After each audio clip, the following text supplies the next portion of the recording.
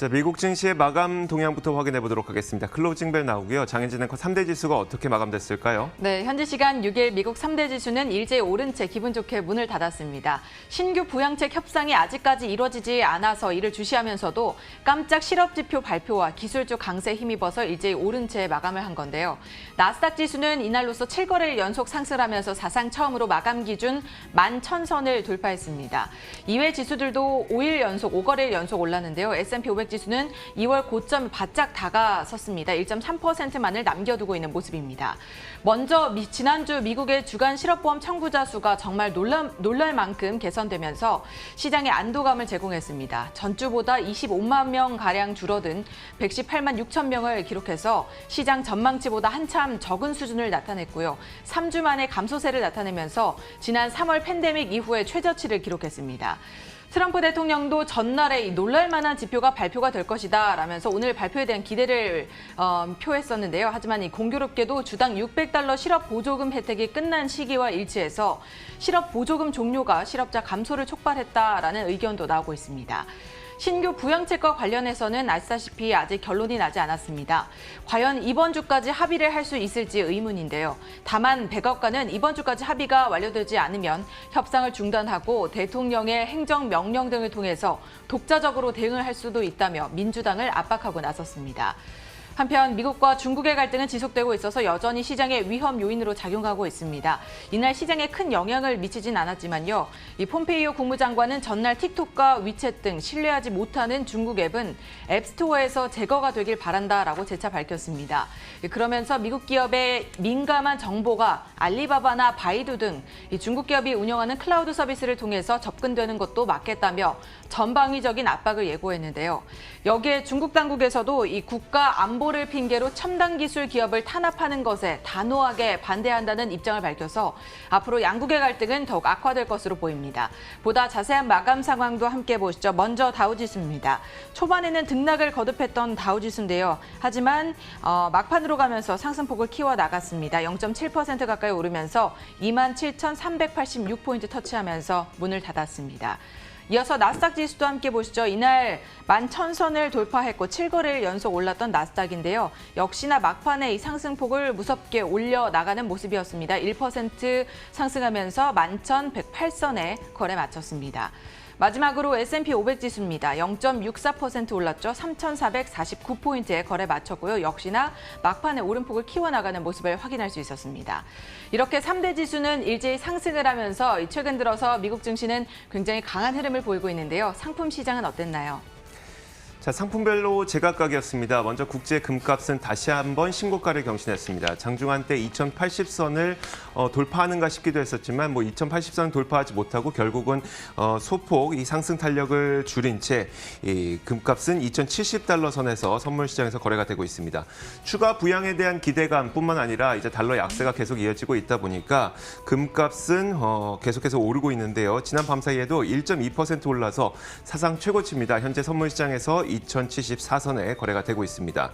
이런 가운데 국제 유가는 다소 소강 상태를 보였습니다. 전날 그 국제 유가 WTI 가격이 5개월 만에 최고치를 기록하기도 했었죠. 이 최고치를 기록한 이후에 다소 조정을 보이고 있는 모습입니다. 달러 약세로 인해서 하락폭은 제한적이었지만 이라크에서 연료 수요 악화로 인해서 감산을 예정하고 있다 이런 소식이 들려오면서 이건 오히려 유가의 상승 요인으로 작용을 했는데 하지만 방금 말씀드렸던 것처럼 5개월 내 최고치를 보인 이후에 소폭 조정을 보이고 있습니다. WTI 가격은 0.45% 내려서 42달러 선에 현재 선물 시장에서 거래되고 있습니다. 자, 이어서 금리도 한번 살펴보겠습니다. 금리는 그 추가 부양책이 어떻게 나오는지를 좀 지켜보자는 관망 심리가 작용을 했습니다. 그러다 보니까 약 1% 정도 하락을 했는데요. 10년물 국채 금리는 0.54% 정도에 현재 움직이고 있고 마지막으로 달러 인덱스입니다. 아주 강한 약세는 아니지만 달러 약세는 계속 진행이 되고 있습니다. 0.1% 지난 밤 사이에 또 내려서 92.78까지 내렸습니다. 자, 이렇게 상품 선물 시장 살펴봤습니다. 글로벌 외신 확인하겠습니다.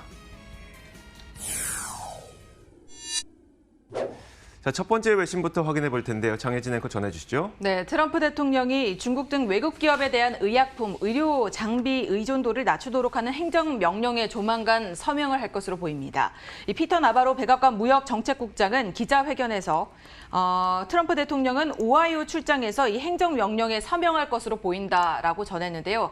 현재도 이 오하이오 출장을 나가 있는 상황인데 월풀 이 제조 공장에서 기자회견을 현재 갖고 있습니다. 어떤 내용이 전해질지 계속해서 전해지는 대로 저희가 보도를 해드리겠고요. 따라서 이번 행정명령에 따라서 미국 정부는 핵심 의약품 목록을 만들어서 중국과 같은 해외 국가가 아닌 미국 기업으로부터 사도록 적용시킬 것이라고 말을 했습니다. 또한 이를 통해서 미국 기업들이 의약품을 빠르게 개발할 수 있도록 그런 환경을 만들어 나가겠다라는 입장도 밝혔는데요. 코로나19 확산 이후에 미국에서는 의약품의 해외 의존도가 너무 높다라는 지적이 일고 일었습니다. 처방전 없이 살 수 있는 이 OTC, 오버 더 카운터 처방 진통제마저도 부족한 상황에 직면을 했는데요. 특히 해열과 진통제로 쓰이는 이 아세트아미노펜과 항생제, 또 고혈압 처방약 등은 중국이 대부분의 원료를 공급하고 있는 상황이라서 이 미국에 대한 의존도는 굉장히 현저하게 낮은 상황입니다. 지난달에도 이 트럼프 대통령이 미국의 약 가격이 해외 가격과 비슷해야 한다라는 행정명령에 서명한 바 있습니다. 이번 행정명령 역시 미국산 구매를 의무화하는 바이 아메리칸 조항을 비롯해서 이 미국 신약의 승인 가속화 조치, 또 첨단 제조 기술 활성화 조치 등이 포함될 것으로 보입니다. 자, 미국의 경기 회복 모멘텀이 점점 둔화되고 있는 조짐이 계속 나타나고 있다고 합니다. 로이터의 보도인데요. 소매 판매 데이터 그리고 시급 근로자의 고용 추이 이런 것들을 보니까 지금까지는 빠르게 회복하던 이런 미국 경기의 회복 모멘텀이 점차 둔화되고 있는 모습이 나타나고 있습니다. 그러다 보니까 부양책 합의가 안 나오게 될 경우 결국 시장 매도세가 나타날 수도 있다는 그런 분석도 나오고 있습니다.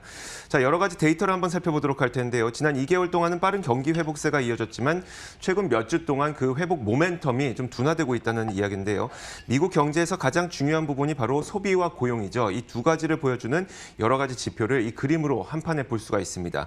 자, 이 그림에서 나타나고 있는 게 이 선 4개의 선 가운데 2가지가 고용이고요. 2가지가 소매 판매인데 이 그래프를 보면요. 3월 팬데믹에 가장 빠르게 급격하게 이 2가지 지표가 모두 안 좋아졌었고 4월 저점을 찍은 이후 5월과 6월까지는 빠른 회복세를 보였습니다. 그러다가 7월 들어서 이 회복 모멘텀이 둔화되고 있는, 그러니까 이 그래프 자체가 완만해지고 있는 모습이 나타나고 있는데 예컨대 이제 크로노스에 따르면 이 고용 추세가 5월에는 8.7%가 증가를 했다면 이것이 6월 들어서 5.9%로 증가세가 둔화됐고요. 7월에는 단 1%만 증가를 했다고 합니다. 그만큼 모멘텀이 둔화되고 있기 때문에 만약에 이 부양책 합의가 이루어지지 않게 될 경우에는 시장에서 매도세가 나타날 수 있다는 그런 분석도 나오고 있는데요. CNBC의 유명 진행자인 짐 크레이머가 이렇게 얘기를 한 겁니다. 만약에 부양책 합의가 나타나지 않으면 시장은 매도세가 나타날 것이다 라고 얘기를 한 건데 자, 백악관과 민주당은 이번 주 후반까지 이제 부양책 합의를 하겠다고 밝힌 바가 있기 때문에 시장은 일단 그걸 믿고 지금까지 올라왔지만 만약에 이를 실망시키게 될 경우에는 시장에서도 매도세가 나타날 가능성도 염두에 두어야 될 것으로 보입니다. 네, 다음으로 종목 소식 이어갑니다. 이날 시장의 상승세를 대표적으로 주도했던 페이스북과 관련된 소식인데요. 이 페이스북이 중국의 틱톡과 아주 유사한 15초짜리 동영상 서비스를 출시하면서 틱톡 때리기에 나섰습니다. 페이스북은 현지 시간 5일부터 자회사인 인스타그램을 통해서 미국 등 50여 개 국가에서 릴스라는 동영상 서비스를 제공할 것이다 라고 시작했는데요. 이 소식에 힘입어서 페이스북의 주가는 6% 넘게 오른 채 마감을 했습니다. 사실 페이스북은 지난 2018년에도 틱톡을 따라서 베낀 어플리케이션 라쏘를 내놓았으나 이 짧은 동영상 서비스 시장을 이미 선점한 틱톡을 이겨내지는 못했습니다.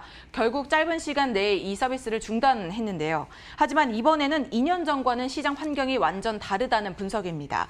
왜냐하면 트럼프 행정부가 이 미국 시장에서 틱톡을 강제 매각하라고 지시를 했고 또 사용 금지에 대한 압박을 넣고 있어서 틱톡이 미국 내에서 설 자리가 없어졌기 때문입니다. 때문인데요.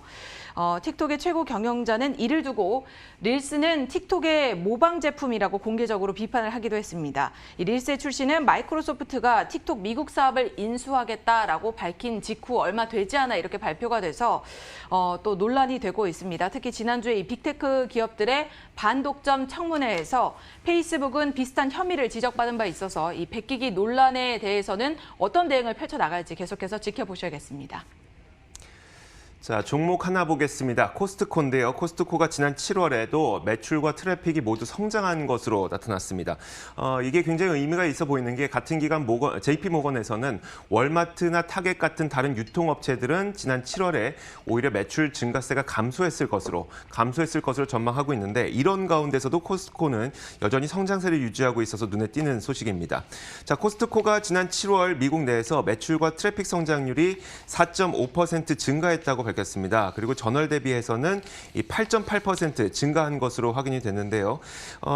애널리스트들은 이 코스트코가 갖고 있는 이 넘치는 고객들 덕분에 이런 성장세가 유지가 됐다고 설명을 했습니다. 말씀드렸던 것처럼 이 매출 지표가 의미 있는 이유는 월마트와 타겟 같은 다른 유통업체들은 같은 기간, 그러니까 지난 7월에 매출이 줄었을 것으로 전망이 되고 있기 때문인데요. UBS에서는 그렇기 때문에 코스트코에 대한 분석을 이렇게 했습니다. 만약에 뭐 부양책이라든지 아니면 실업급여 이런 것들이 줄어든다고 하더라도 코스트코의 성장은 유지가 될 것이다 라면서 이 코스트코에 대해서 매수 의견과 목표 주가 $355를 제시를 했고요. JP모건의 의견도 한번 살펴보도록 하겠습니다. 심지어 JP모건은 월마트에 대해서 7월 매출이 감소했을 것으로 보고 있거든요. 월마트는 매출이 줄었을 것으로 추정된다면서 월마트보다 코스트코를 선호한다고 얘기를 했고요. 또 JP모건 역시 코스트코에 대해서 경기와 상관없이 좋을 것이라고 얘기를 했습니다. 올 하반기 경기가 어떻든 간에 코스트코의 주가는 오를 것이다. 이런 전망을 내놓기도 했습니다. 자, 이렇게 글로벌 외신 살펴봤습니다. 맨해튼 나우 이어가겠습니다.